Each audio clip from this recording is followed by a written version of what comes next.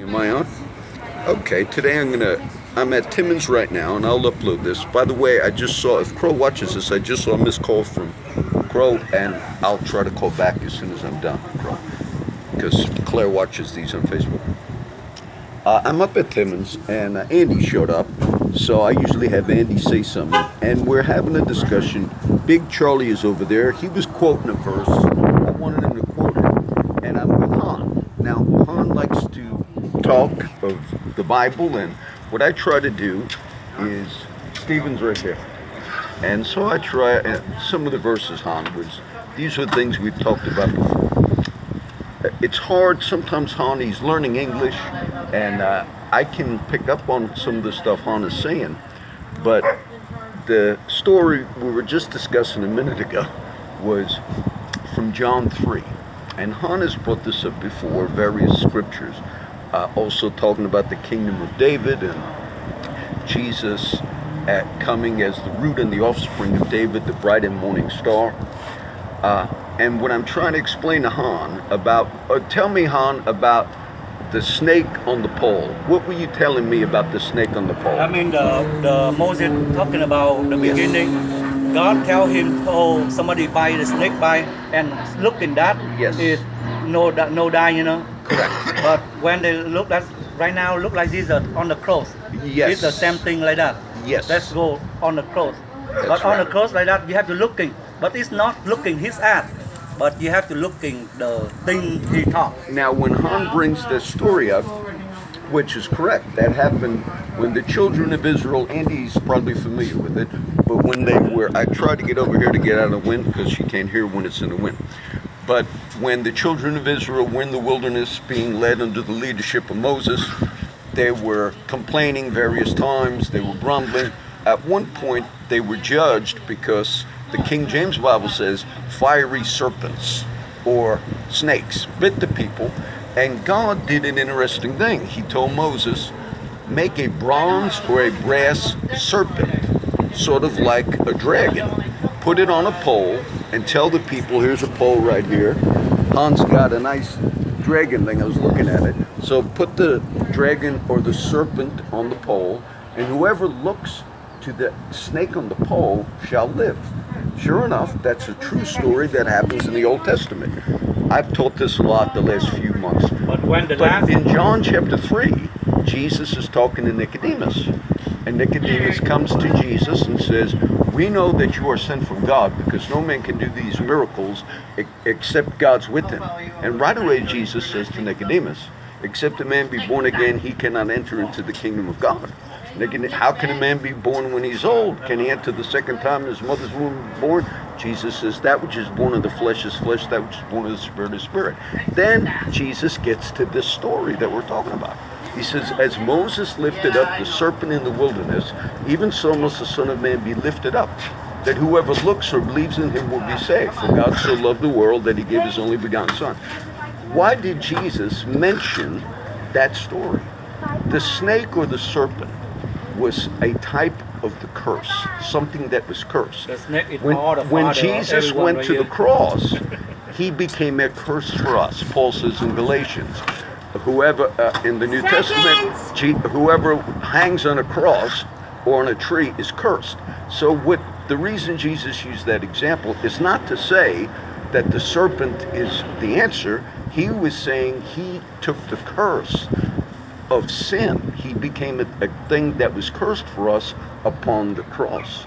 And so we were discussing it a little bit. I said, well, when I turn the phone on, maybe, Andy, you're familiar with the John 3? Seconds. Yeah. Okay, or anything you want to share, and then Hahn can talk a little bit. What's going on? Well, in John 3, where Jesus is telling Nicodemus, he's talking about being born again. He's talking about being born again of the Spirit. Yes. The Spirit, we all have a Spirit within us, but the Spirit we have is not going to make it. But when our Spirit is born again by the Spirit of God through receiving Jesus Christ as your Lord and Savior and Master, because Jesus paid the price. Yes. When we receive Him and begin to serve Him and everything, we become born again. Yes. We get led by the Spirit because our spirit is born again. Unless we're born again, our spirit can't bear witness with his spirit. Yeah, Romans. Because it's all spiritually discerned, and you can't really discern it unless you're born again. Yes. But anyway, the spirit, you become born again through the receiving of Jesus Christ. That's right. And that was the story of the pole. And then the famous passage, John 3:16, for God so loved the world that he gave his only begotten Son, that whosoever believeth on him should not perish but have everlasting life. For God sent not his Son into the world to condemn the world, that the world through him might be saved. And in 3 John it says, this is the testimony that I have given unto you, that you might know that you have eternal life. He that hath the Son of God hath life, and he that hath not the Son of God hath not life. Evelyn. Hath not life. Yeah. You don't have it. So basically you have to have the Son of God. Yeah. And how do you know that you have it? Because you're led by the Spirit Yes. instead of by the flesh. Yes. And you begin to walk like Jesus walked, and you begin to serve God the Father through Jesus Christ. And God sent Jesus to be the prime example of how we should try to live. Yeah. We should love one another as he loved us. Yeah.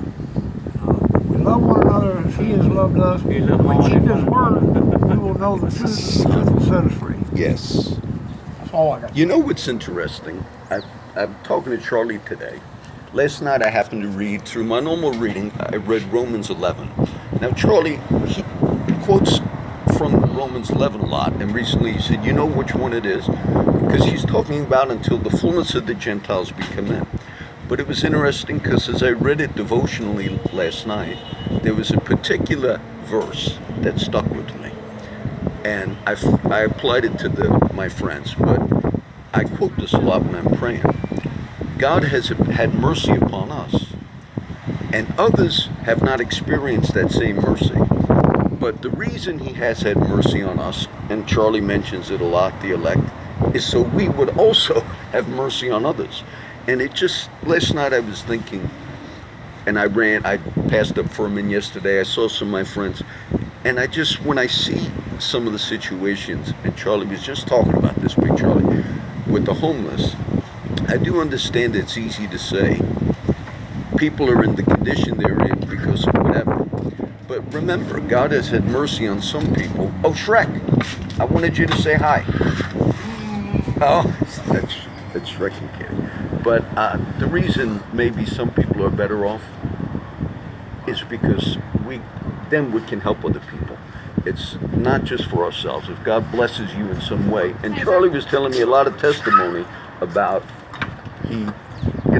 God blessed him, God gave him something, he gave something to somebody else, and it just was interesting because that's what I was reading last night. Hahn, what else were we talking about? Martha and Mary, you brought that up earlier. Yeah, you talked to 3 people right there. Who the good one? You have to think that means Jesus. Hahn, you don't say Jesus. Hahn was asking me in the story, now I'm familiar with it, and because of the broken English sometimes, but I knew what he was talking about.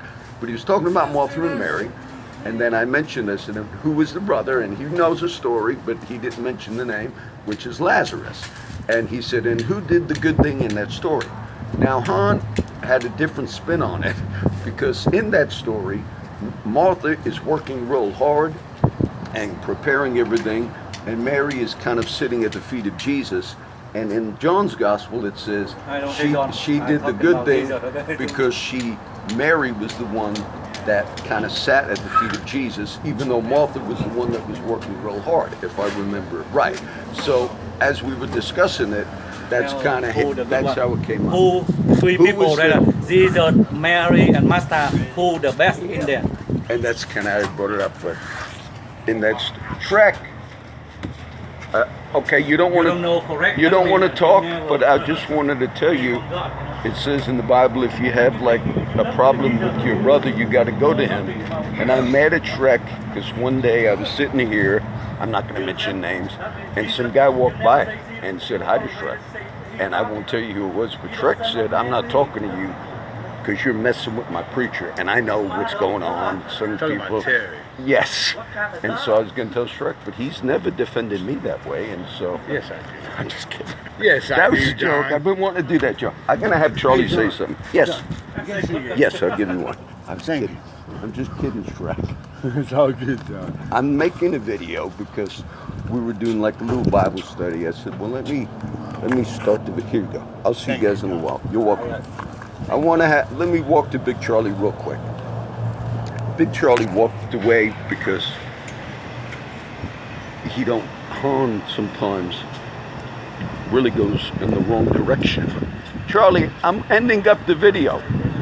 Can you give me the quote from Zephaniah? Zephaniah 3:17, it says, the Lord loaded us up daily benefits. Amen. That's just like the children of Israel when they was in the wilderness.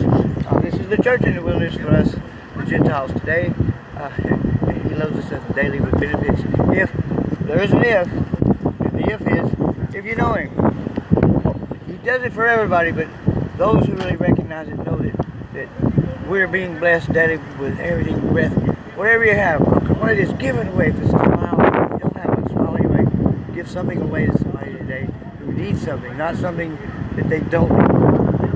Ask the Lord to show you something about somebody that you've never seen before, and He will provide that need. If you give to the poor, God says that you're lending directly to Him, and He'll repay you quickly, no matter what that is. Even if your children have died, He'll raise them from the dead.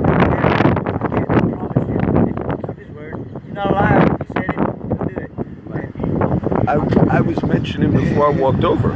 Last night in my normal reading, I read Romans 11. Fullness of the Gentiles come in. And as I read it, I'm thinking of Charlie because we discussed that a lot.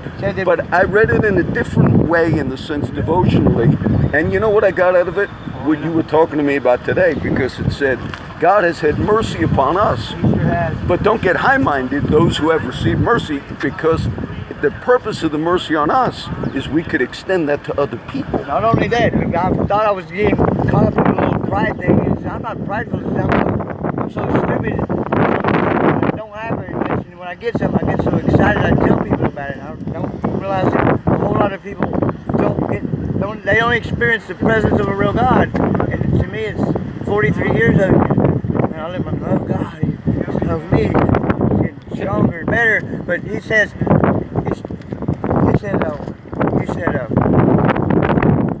how you got blessed with this seat, Charlie? Oh, I got blessed with the seat. You were telling me A earlier. colored man pulled up, and I said, hey, I need that seat, I really do. And he said, how old are you? And I said, I'm 53 years old. I could really use that seat. I ride a bicycle around. You know what? You can have the seat. This is a $60 swim. He was telling me, Charlie. And you know what? You got blessed. The thing about it is I've already given it away to guys who are and so that's the thing about it. I don't want to give half-heartedly or what I have halfly. I want to give the very best that I have. Why? Because when you lend to the Lord, you're lending to Him directly. He'll repay you. What do I want? Children healed of everything. Everyone all I'm trying to do is I want the fullness of Jesus Christ, and it's time. The fullness of the end of the Gentiles is here. It's time. That's what I was getting at. He said to the Gentiles, who you think you are proud, He said, I had to pluck one of my people to graft you in. Yes, You that's high-minded people. Romans 11. We're not Jews. We didn't have the law. We were without God. We were with nothing. And He says He plucked one of His very own out. He plucked us in. He broke His own law to love us. The unlovely, man. How dare we be caught up in pride issues? Better than anybody. We were without hope. He gave us hope, man. We were dead. And in that chapter, I quote from it, not realizing I was quoting from it in my prayer time. Behold the goodness and the severity of God. On thee which fell goodness, but on them severity, that they, through your mercy, might obtain mercy. So when God shows goodness to a sector of society, if you will, the purpose is not, oh, look at all the goodness. And so now you could show mercy on people that have not maybe benefited in the same way. That's all right, Andy. I'm ending this. There's Shrek heading out, and then God bless. Give something away. Make it mean something. Give it away to somebody you don't like. yeah, this my friend Mike. All right, I would do a little update, but you know I read